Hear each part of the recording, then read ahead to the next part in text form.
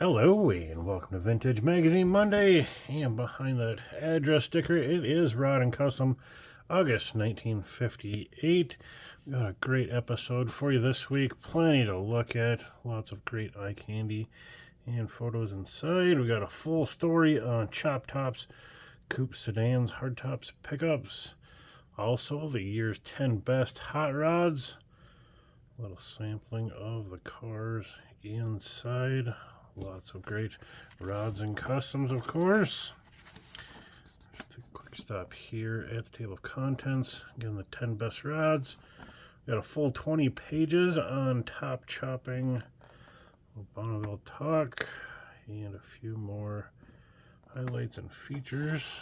That's a pretty cool photo.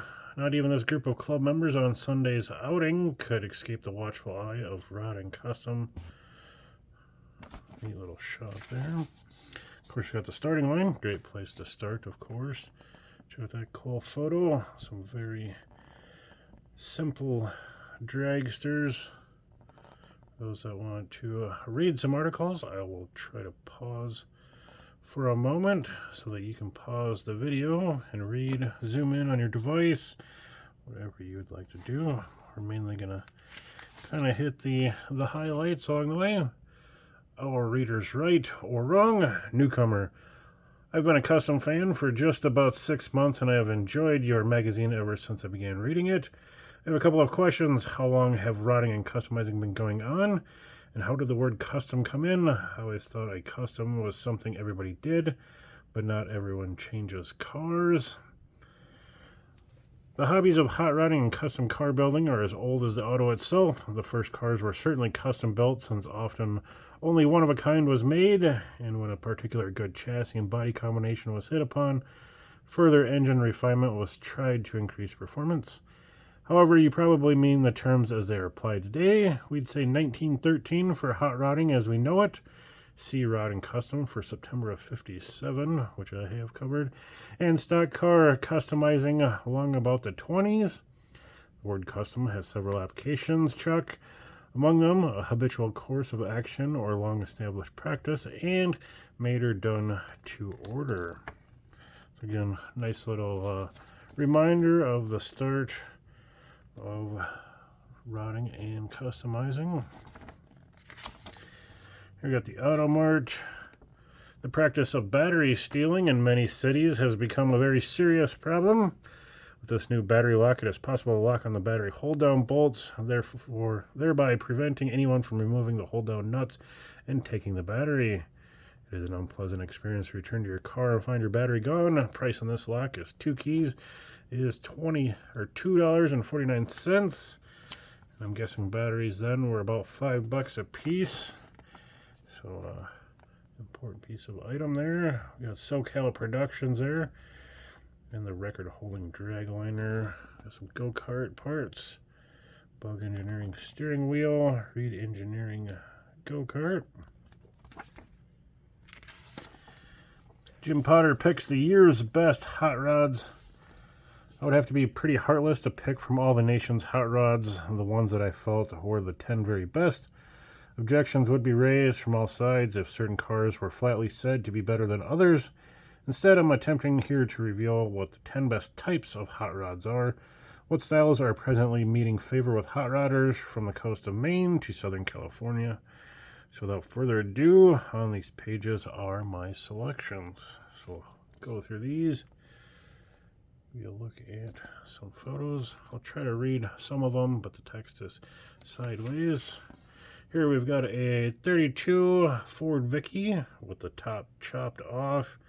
Looks like we got a little Chrysler V8, 1953 Chrysler V8 under the hood. This little Hemi-powered Ford. Get you another picture there. Moving on to the pickup. An excellent example of a fine rod pickup is this Deuce from Long Beach, California. Modifications include completely upholstered interior in white Noghide, trimmed with black piping, dish-type steering wheel, full complement of Stewart Warner gauges, highly modified V8 engine, complete with triple carburetors, chromed air cleaners. The pickup body has a special white tarp, and the owner always carries full safety equipment. Sharp looking pickup. Of course, that triple carb flathead. Moving on, what do we got here? Top eliminator at the National Championship Drags in Oklahoma City is this 1,300-pound yellow dragster driven by Buddy Sampson of Phoenix, Arizona. The Money Oldsmobile Special. Features motorcycle wheels and tires on front, racing slicks on the rear. It's powered by either a 415 or 461 cubic inch Olds engine, equipped with a hard cam and YN manifold. The bigger engine did the job that won the 5-foot trophy for Sampson and his crew. Joe Dillon and Lefty Murtabaugh, using direct drive, the machine scampered through the quarter-mile distance in only 10:42 and top speed of 141.50. Almost looks like a soapbox with a engine. Very cool. Is on track. Moving on down, a gorgeous looking hot rod here. Skillful mechanical ability is indicated by Bob Wong's beautiful modified 29A Roadster from San Jose, California. The engine compartment is crammed with a McCullough blown Lincoln V8 of 365 cubic inches, which develops a whining power that is at once startling. 2 4-barrels sit on top of Edmunds manifold. Centella Vertex Magneto provides a spark. Milled heads up the compression to 10.1. Chet Herbert roller cam controls the ported valves. This powerhouse is hooked up to a 3-speed gearbox through a Chrysler clutch. Sounds like she's got plenty of motivation to push the little roadster. Here we got the Masters Dragliner. Voted the best engineered car at the National Championship Drags held at Oklahoma City last fall. This aerodynamically designed dragster is the ultimate automotive know-how. Jim Nelson, Dode Martin, famous names for the Dragmaster chassis. We have Fritz Uffet and Jack Randall make up the 4-man team that designed and built the Masters Dragliner from Oceanside, California. The car features a fully enclosed cockpit with weight concentrated on the rear wheels to obtain maximum possible traction. It's powered by a 55 Chevy V8, bored to 378, with an 11:1 compression ratio, racer brown cam, and 4 Harley carbs. It has a 2-piece drag link joined by center link. Quite the engineered piece. There it is with its push rig. A little woody there. Pretty sweet. Here we got a classic coupe. Typical of good reconditioned, a highly modified street coupe is this 32 Ford owned by Russ Aves of San Luis Obispo, California. Painted a passionate purple. Under its hood is potent 3-carbureted 55 V8. Modifications include an Iscadarian E2 cam, Miller ignition, board 378, 3/4 inches, radiators cut down, and is channeled at the cowl 2.5 inches. Gabriel Pistomatic shocks, chromed wishbones, and a slight rake accomplished by 8x15 wheels and 590/15 fronts give coupe its dragon look. Just a nice traditional looking unit there. Got a few more to get through.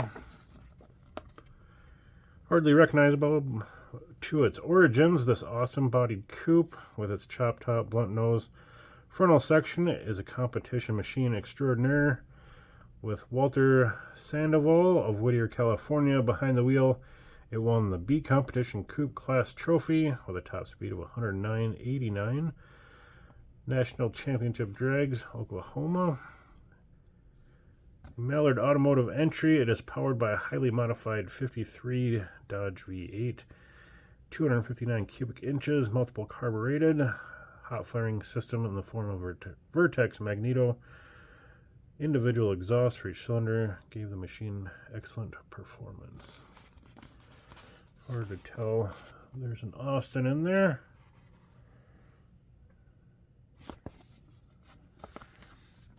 Here we got pretty recognizable one. The ultimate in futuristic design and hot rod pickups is incorporated in Dick Peters' now famous a la carte, built by ingenious George Barris strictly for show purposes. Winner of the 7-foot trophy as the world's most beautiful roadster at the National Roadster Show in Oakland, California.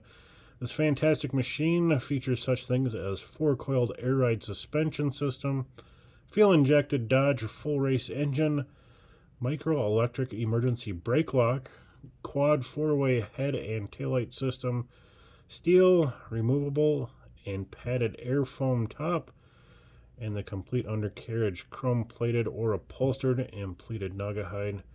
It's pearlescent white and sweepstakes winner. There it is with its huge trophy.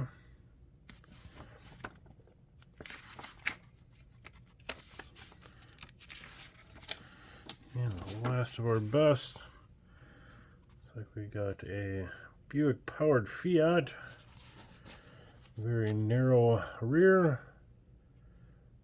running 121 miles an hour and an ET of 1159.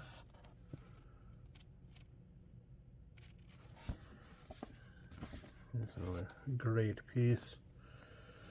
Engine in this Dragon machine is a record holder in a belly tank-bodied Class B Lagster.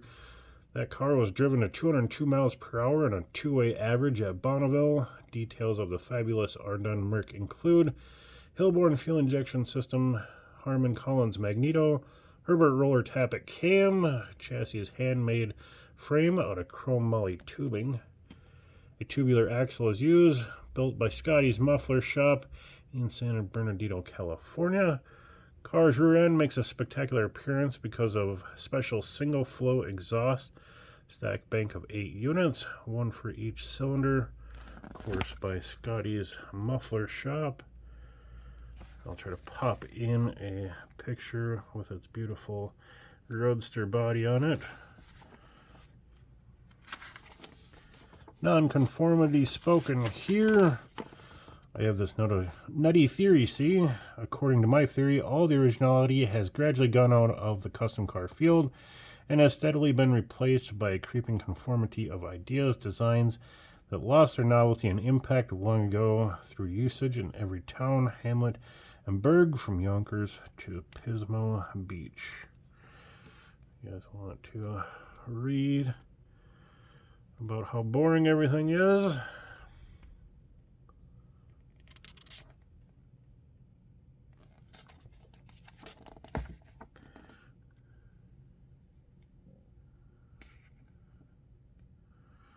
And on your device, you can usually zoom in if you want to read. Here we got one. Outstanding Merc glitters and glows. The Dazzler. This is a Gene Winfield built unit. To simplify front end, 3 horizontal bars are floated in custom molded grill shell. Then the front bumper pan was molded in. The bumper itself smooth of all attachment bolts and guards removed. Black scallop emphasized with twin air scoops on the lower forward edges of the hood. Black and gold leatherette dress up the interior with pleats and rolls. A different installation of Packard taillights give the appearance of a heart when viewed at a certain angle. Lenses are inverted together. Look there. Thoughtfully designed and cleanly executed Beowulf's 51 Mercury semi-custom 2-door sedan has 20 coats of hand-rubbed gold lacquer paint, highlighted around 54 Buick headlights, grille, and tail lights with black scallops, which in turn is trimmed in pencil-thin white. This different paint combination, along with its body modifications, make the custom a true dazzler. Has that fender exit side pipe. Pretty cool. Kind of an iconic car that was recreated again by Gene Winfield with a chop top and some minor changes, but very much in the theme of the original. Here we have our full story on top chopping. No easy job. Roof lowering calls for far more work and expenses than meets the eye. We'll just buzz through this one. There's lots of pictures along the way. Give you a look at some different top chopping choices.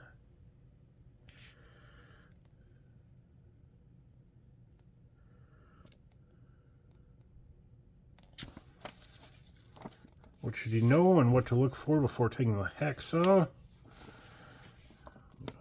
Great example down there. Good looking Chevy. Different choices. You could align your windshield posts to your car, or align at the center post, stretch both ways, or split the top, align windshield and rear top supports. A little more traditional to stretch the roof when chopping. Shows you why you gotta stretch the roof, take a chunk out of the middle, kind of some gaps to fill. Example of a pickup being chopped. Cutting certain sections to retain shapes and windows, curves, etc. Mercs, the most popular chopped cars. This 51 was given a look by building the side glass from the curved light metal. Pretty famous Merc there. Most chopped Mercs retain stock rear windows. Following pages reveal how this is accomplished. Another Merc with hardtop appearance, though quarter window post is vertical. Note V'd windshield. Degree of slope of roof helps conceal the true identity of this Merc chop top example. Real fastback look. Center post was retained on this example and kept vertical instead of being leaned ahead. Stock size rear glass from a 49 was used on this chop 51. Door post slanted ahead, drip rails removed. How to do it on a Merc. Here's the one that we're working on. Pretty sharp looking ride. And of course we'll just kind of buzz through the process.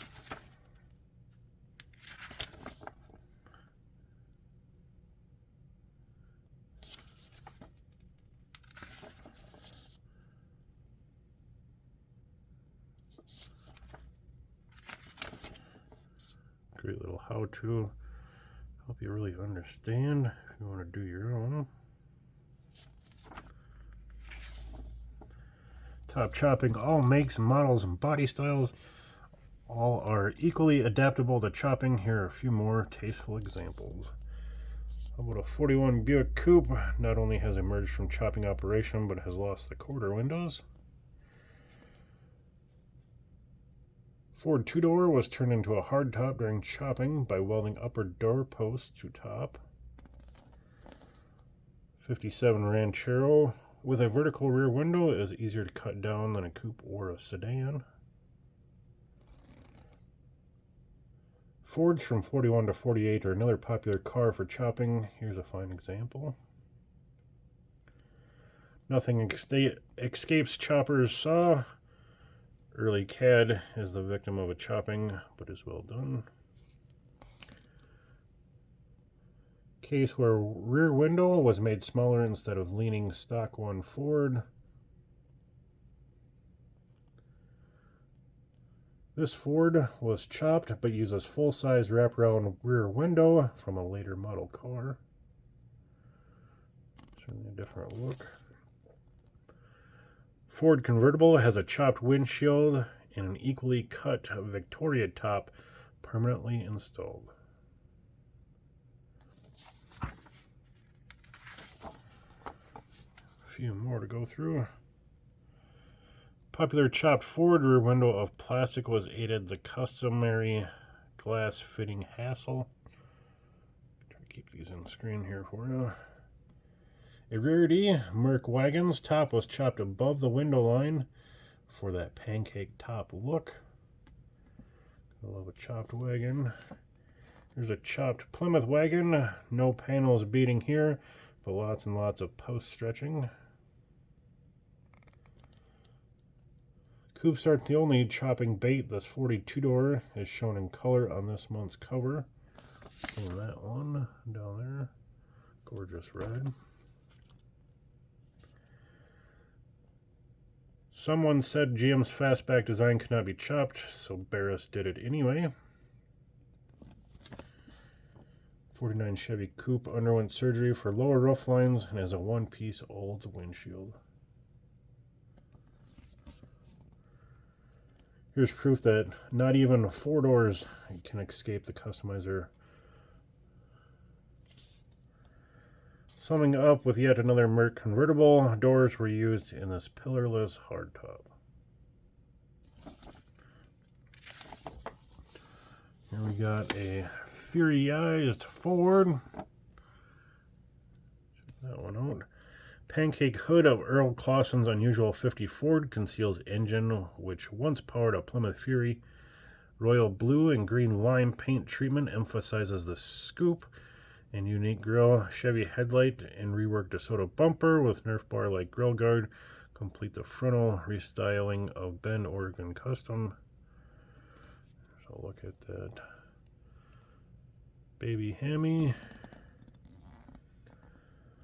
The lower deck section was severed and molded to the body, giving trunk a pancaked effect, matching the hood. Neat peak has been lightly scalloped. Rear bumper is like the front one from a DeSoto and has through exhaust. The deeply tunneled taillights are emphasized by clever use of paint. Neat as a pin interior has fully pleated door panels and striped headliner with pleats in diamond shape. The blue and lime green shades match exactly the exterior paint. All metallic items not upholstered have been chromed. The exposed exhaust cutout leading from beneath the doors is capped for street use, but unplugged for Sunday drags, at which the striking Ford is a consistent contender.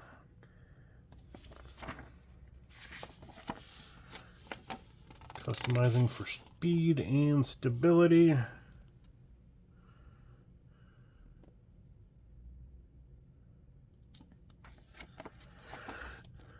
Checking out our Chrysler Dart.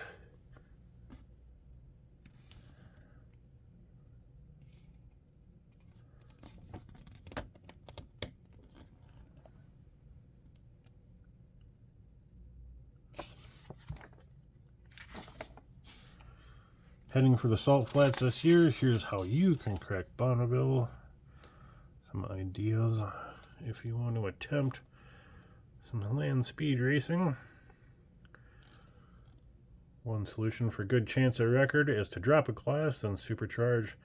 Draw back for the 58 Nationals. No blowers over 305 cubic inches. D-modified Roadster, top time at 204 miles an hour. Jag-powered A-Comp Coupe on 5 cylinders is holding the class record. There's some class designations.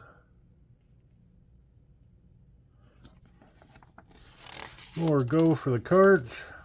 Again, we're in the karting craze.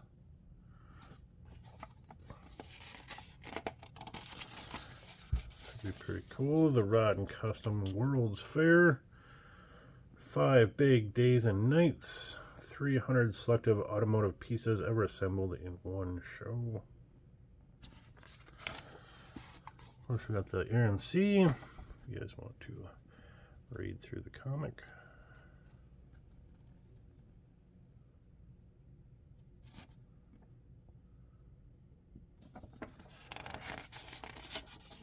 Close to the end. Of course, we got our JC Whitney. Back pressure. Always a good way to finish it off. Talking about how supercharging is taking over speed sports.